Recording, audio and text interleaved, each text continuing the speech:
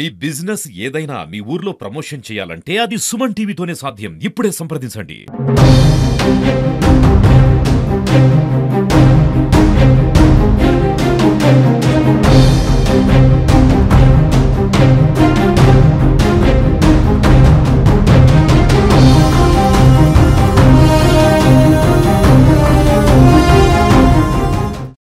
ధర్మపురి పట్టణంలో 30వ తారీఖు ఆగస్టు నెల మన డేఐజీబీ అయింది అన్నట్టు. పగలు ఒక ఇంటి తాళం పగలగొట్టి గుర్తు తెలియని వ్యక్తులు దాదాపు 22.5 తులాల బంగారు నగల అపహరణ గురైందని మనకు దరఖాస్తు రాగా ధర్మపురి ఎస్ఐ ఉదయ్ కుమార్ కేసు నమోదు చేసి దర్యాప్తు ప్రారంభించారు. ఇటు దర్యాప్తులో భాగంగా CI Dharmapuri Ramanarasimha Reddy, SI Dharmapuri Uday Kumar Reddy, SI Ravinder, constables Kishan Nayak, Sudhir, Ramesh, Ramaswamy, Arif, Mahender వీళ్ళు సిబ్బంది అందరు కలిసి దీని మీద ఈ కేసును డిటెక్ట్ చేయడానికి కృషి చేశారు. దాదాపు ఒక రోజు వ్యవధిలోనే ఈ కేసు ఛేదించారు. సీసీ కెమెరాల సాయంతో మరియు హ్యూమన్ ఇంటెలిజెన్స్ సాయంతో ఈ కేసును ఛేదించగా దాంట్లో ఏంటంటే ఒక 2 మైనర్లు ఈ దొంగతనానికి పాల్పడ్డారని గుర్తించి వారి పట్టుకుని వారి ఇంటి వద్ద నుంచి యథాతథంగా నగలు ఏదైతే దొంగిలించిన నగలు ఇంటాక్ట్ గా 22.7 తులాస్ బంగారు ఆభరణాలను వాళ్ళ నుంచి స్వాధీనం చేసుకోవడం జరిగింది. ఆ ఇద్దరు సిసిఎల్ లను చైల్డ్ కాన్ఫ్లిక్ట్ విత్ లా అంటారు,